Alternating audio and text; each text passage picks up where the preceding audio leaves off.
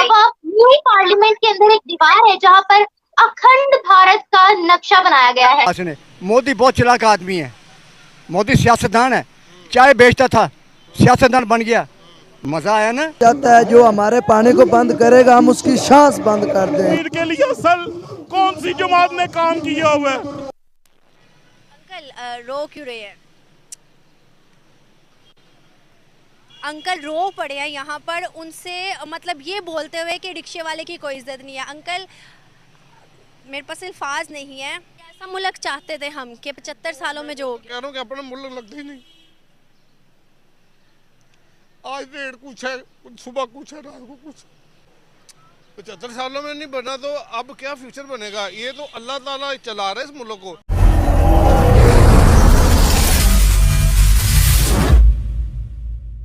जय हिंद दोस्तों, आज हिंदुस्तान के लिए एक ऐतिहासिक क्षण साबित हुआ है। भारत की न्यू पार्लियामेंट बिल्डिंग का इनॉग्रेशन हमारे आदरणीय प्रधानमंत्री जी ने वेद मंत्र, हवन और दुआ पढ़ के किया है। आज का दौर टेक्नोलॉजी का दौर है। इसके साथ ही कुछ साल पहले ही आई कोरोना बीमारी ने पूरी दुनिया की अर्थव्यवस्था को डुबो दिया। उसी वक्त भारत आज दुनिया का 5th लार्जेस्ट इकोनॉमी बन के उभरा है। हिंदुस्तान की इसी तरक्की को देखकर हमारे पड़ोसी देश जो हर चीज़ में हिंदुस्तान से मुकाबला करना चाहते हैं वह भौचक्का रह गए। चलो तो देखते हैं हिंदुस्तान की न्यू पार्लियामेंट बिल्डिंग के उद्घाटन से पाकिस्तानी पब्लिक का क्या रिएक्शन है। Now we are going to a new era. लोग कहते हैं कि नई चीज की जरूरत क्या है। देखिए, जब आप तरक्की करते हैं, देश तरक्की कर रहा है, हम अब फैमिली में भी देखें, जब हमारी फैमिली तरक्की करती है, हमारी इनकम्स इंक्रीज होती हैं, हम भी सोचते हैं कि एक नया घर होना चाहिए, नया फर्नीचर आना चाहिए, नई गाड़ी आनी चाहिए, नए कपड़े आने चाहिए। So we think of something new. Hindustan आज की डेट में तरक्की कर रहा है, हमारी इनकम्स इंक्रीज हो रही हैं। We are become the 5th largest economy. अगले 2-3 साल में हम 4th और 3rd इकोनॉमी पे आने की पूरी कोशिश कर रहे हैं। Why not have a new house? And this parliament जो है, इसे हम मंदिर बोलते हैं। हिंदुस्तान के अंदर इसे मंदिर बोला जाता है। मुझे नहीं मालूम पाकिस्तान में इसको क्या बोलते हैं। So we call it as a temple of democracy. एक 70-80 साल पुरानी बिल्डिंग को हमने छोड़कर एक नए एरा में आ रहे हैं, where we are trying to show new India. उसके लिए आपको नई बिल्डिंग, एक नया शो आपको दिखाना पड़ेगा। And this is what we wanted to show also. पुराने वाले सिस्टम को लेकर, अगर पुराना सिस्टम इतना ही अच्छा था जो कांग्रेस के टाइम का था, तो देन जो कुछ मोदी जी ने किया because he change the system. You understand? आज अगर लोग बोलते हैं कि गुर्बत है, ये नई बिल्डिंग की जरूरत नहीं थी, गुर्बत मैं ये बोल सकता हूं, गुर्बत थी। अभी गुर्बत कम हुई है और उसके ऊपर काम चल रहा है कि इसको कम किया जाए, पर उसके साथ आप डेवलपमेंट को एंड न्यूनेस को तो आप रोक नहीं सकते ना।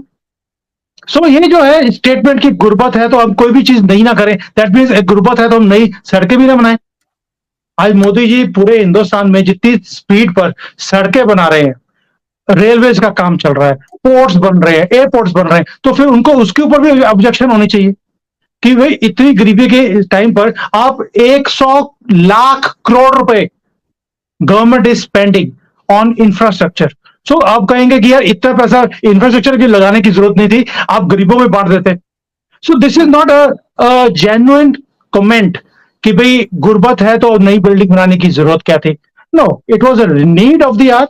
We are entering into next 25 years, जिसको हम अमृत काल का समय बोलते हैं, वेयर इंडिया एट 100 वो कैसा होगा। मोदी जी ने उसका विजन दिखाया हिंदुस्तान को कि भाई we want to be a developed country.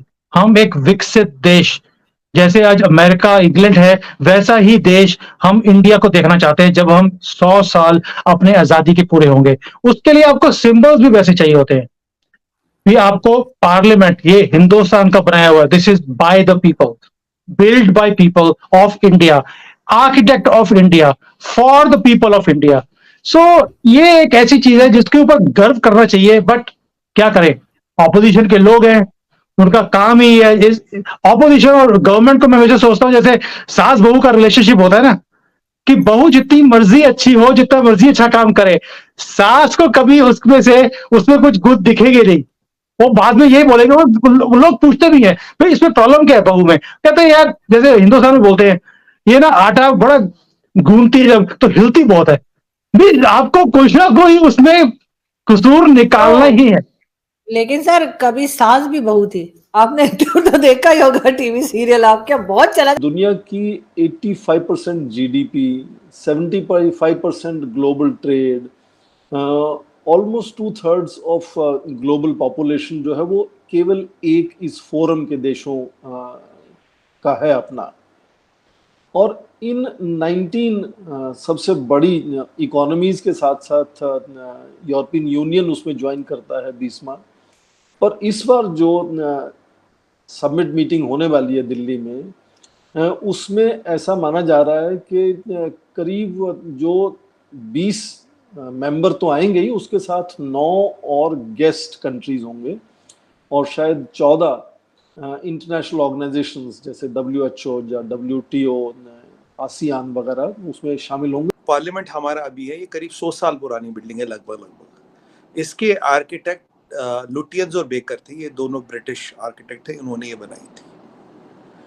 अब हमारे लिए पार्लियामेंटेरियन बढ़ रहे, हमारे सूबे बढ़ रहे, अब हमें सिक्योरिटी की नीड्स है, टेक्नोलॉजी की नीड्स है, हमें ग्रीन बिल्डिंग चाहिए, कंप्लाइंट चाहिए, स्टेट ऑफ आर्ट सिस्टम चाहिए, हमें हर MP का वहाँ ऑफिस चाहिए, हमें नॉर्थ ब्लॉक साउथ ब्लॉक वहाँ चाहिए। अब जो जरूरतें बदल गई है, आप और मैं 100 साल पुराने घर में तो नहीं रह रहे ना, या हमारे दर्शक तो नहीं रह रहे 100 साल पुराने घर में।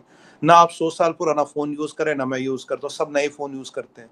कोई 100 साल पुराना फोन यूज करा नहीं, कोई 100 साल पुराना टीवी यूज करा नहीं, कोई 100 साल पुरानी गाड़ी यूज करा नहीं, 100 साल पुराना सोफा, 100 साल पुराना दीक्षा नहीं, 100 साल पुराना गैस का स्टोव नहीं, 100 साल पुरानी कमीज और जूतों की तो मैं बात ही नहीं कर रहा, गाड़ी मकान ये भी यूज नहीं कर रहे। तो लोग चाहते हैं जैसे जैसे चीजें बढ़े, एस्पिरेशंस बढ़े, जो आज हमारी जरूरत है जिंदगी। एक टाइम में इंटरनेट वाज अ नोवेल्टी, आज जरूरत है चीमा साहब, इंटरनेट नहीं होता आप और हम नहीं जुड़ते, टेक्नोलॉजी नहीं होता आप हम नहीं जुड़ते। तो इस पार्लियामेंट की जरूरत है कि अब हम इसको ऐसा बनाए जो स्टेट ऑफ आर्ट हो, इसका आर्किटेक्ट भी इंडियन हो, इसको बनाने वाला मजदूर भी इंडियन हो। कल बाय द वे हम उन्हें श्रम योगी कहते हैं मजदूरों को हिंदी में, तो उनका भी कल सम्मान होगा। उसमें संगोल एक महादेव का जो आशीर्वाद है वो लगेगा, एक वो संगोल इज काइंड ऑफ वो लगेगा कल, उसमें पूरा हवन पवन होगा, ये सब होगा। उन श्रमजीवियों का भी होगा। आदिनम आए हमारे तमिलनाडु से, they will kind of do the ritual and Puja and all that, वो सब होगा। वास्तु कंप्लाइंट है, इसमें हमारे यहाँ 5 एलिमेंट माने, जो 5 एलिमेंटों का बैलेंस होना चाहिए। देखिए जी, जब गोरे ने बना उसे तो ना 5 एलिमेंट पता ना उनका बैलेंस पता है। हमारे उन 5 एलिमेंट्स का बैलेंस होना चाहिए, वास्तु कंप्लाइंट होना चाहिए, it should have positive energies, it should have all the good things. हाँ, राहुल गांधी जी का अच्छा एक नया स्लोगन आया, कोई मुझे आज कह रहा था, वो कह रहे थे मैं जा नहीं सकता और किसी को जाने भी नहीं दूंगा, क्योंकि पार्लियामेंट तो जा नहीं सकते ना, कह रहा मैं जाऊंगा नहीं तो किसी को जाने भी नहीं दूंगा। मोदी जी ने कहा था ना खाऊंगा ना किसी को खाने दूंगा, तो राहुल गांधी जी ने बोल दिया ना मैं जाऊंगा ना किसी को जाने दूंगा। तो ठीक है, कोई बात नहीं, ऐसा होता है बड़े बड़े लोगों के साथ। तो ये वाली चीजें जो है, now we want to have this our heritage. अब देखिए, हमारे पहले नाम था राजपथ, उसका नाम हमने कर दिया कर्तव्य पथ। कर्तव्य पथ के सामने चीमा साहब लगा किंग जॉर्ज V की फोटो, भाई उसका इंडिपेंडेंट इंडिया में काम किया नहीं है ना काम। म्यूजियम में उसका पुतला हो तो अच्छी बात है, म्यूजियम में रखने वाली चीज है। हमने वहां नेताजी सुभाष चंद्र बोस का फोटो लगा, वो हमारे हीरो लगाना चाहिए, अच्छी बात है। देखिए, हमने 1 करोड़ का नाम APJ अब्दुल कलाम रोज कर दिया, अब्दुल कलाम साहब हमारे हीरो, उनका बिल्कुल नाम होना चाहिए, नेताजी का फोटो लगना चाहिए। तो ये है भारतीयता। बेकर और लुटियंस की टाइम से उस एरा से आगे जाना है। अब देखिए, हमारे इंडिया गेट है, तो उसमें 1972-71 के बाद शायद जो शहीद हुए उनके नाम नहीं आए। फिर हमने एक वॉर मेमोरियल बनाया, जो एक अमर जवान ज्योति, दैट्स अ इमॉर्टल फ्लेम जो हमेशा जलती, उसको हमने वहां से वॉर मेमोरियल बिल्कुल 100 मीटर दूरी है, तो वहां पे भी एतराजबाजी क्यों लिया? मैं कहा भाई, ये तो अंग्रेजों ने बनाया, हमें अपने शहीद हुए जो उसके बाद रोज शहीद हो रहे, जो अपनी जानों के जो सुप्रीम सेक्रीफाइस, उनका नाम तो आएगा ना कहीं, या बोलेंगे जगह खत्म हो गई, इतनी जगह थी, भर गया, गोरे ने बनाया था, जगह इतनी थी। तो चीमा साहब, इन चीजों को लाने की जरूरत है। और मैं आपको बताता हूँ सभ्यता की ताकत क्या होती है। जैसे ये खादी है, ये देख रहे हैं ना, ये खादी है दोनों। चीमा साहब, khadi was a dying industry. Modi ji आए, एक बार बोला यार कम से कम तुम जो भी पहनते हो पहनो, एक ड्रेस खादी का पहनो। अब हमें तो पता ही नहीं था, सच बताओ, मुझे भी नहीं, खादी के बारे में कुछ ज्यादा जानकारी नहीं थी, नहीं बताया माताजी पिताजी ने, नहीं था ऐसा कुछ। अब साहब हम ले आए, मोदी जी ने कहा लाना तो पड़ेगा, तो ले आए हम। हमने चीमा साहब खादी की विशेषता, गर्मी में गर्म नहीं देती, सर्दी में गर्मी देती है, बहुत बढ़िया ये है, मेड इन इंडिया है, सस्ता है। आज khadi is a $multi-billion industry, it has $billions in profit। तो जो बिल्कुल खत्म थी, ऐसी अपनी चीजों को, अपनी सभ्यता को, अपनी पहचान को, अपनी हेरिटेज को उजागर करना, उसमें ये राइट स्टेप कि वो सेम है। यहाँ के तुर्क्स में जो है वो, उसको मैंने कभी नहीं देखा वो ये कहता हो अरे ये घटिया नोमैड्स, हम तो इस्लाम को एक्सेप्ट कर लिए, ये नोमैडिक। वो अपने नोमैडिक कल्चर पे प्राउड करता है। वो बड़ी बड़ी मूर्तियां लगा रखी हैं जो कि इस्लाम के पहले के यहाँ के ग्रेट लोग थे, उनकी मूर्तियां इन्होंने लगा के बताते ये हमारी हिस्ट्री है, ये हम लोग हैं। वो नहीं कहता कि ये तो गंदे लोग थे, इनका तो इतिहास गंदा, इनके इतिहास को हम नेगलेक्ट करते। ये भारत के और पाकिस्तान के जो, यानी भारतीय इंडियन कॉन्टिनेंट का जो मुस्लिम है, ये उसकी एक यूनिक फीचर है कि वो अपने रिलीजन के चक्कर में अपने ही आप से नफरत करता है। तो ये जो अखंड भारत जिसको देख करके आपको आश्चर्य हो रहा है, अखंड भारत का मतलब क्या, यहाँ तक भारतीय कल्चर था। आप और हम एक दूसरे से बात कर रहे हैं ना निम्रा जी, कैसे बात कर रहे हैं? आप मेरी बात क्यों समझ रही हैं? आप कौन सी भाषा बोल रही हैं, हम कौन सी भाषा बोल रहे हैं? आप कहेंगी सर हम तो उर्दू बोल रहे हैं, और मैं कहूंगा कि हम हिंदी बोल रहे हैं। तो पॉइंट ये है कि ये जो भाषा के जो शब्द हम यूज कर रहे हैं, क्या वो उर्दू के अलावा कहीं और मिलते हैं? क्या अरबी में ये शब्द जो मैं बोल रहा हूं, जो आप समझ रही हैं, अरबी में मिलते हैं ये शब्द? क्या फारसी में ये शब्द मिलते हैं? ये सब सारे के सारे शब्द संस्कृत में मिलते हैं। और आप ये मानेंगे कि उर्दू संस्कृत का बेसिकली जो व्याकरण है, आपका ग्रामर है, वो भी संस्कृत का है। खाता है, खाती है, जाता है, जाती है, जा रही हूं, जाऊंगी, ये सारी चीजें तो संस्कृत की है, ग्रामर ही संस्कृत का है। लेकिन इतनी नफरत कि इस भाषा को बोलने के लिए आपने स्क्रिप्ट उठा ली अरबिया की, अलिफ बे ते से आप लिखती हैं हिंदी और उसको कहती हैं उर्दू। उसमें कुछ एक शब्द आपने उर्दू के मिला दिए, अरे फारसी के मिला दिए, कुछ अरबी के शब्द मिला दिए।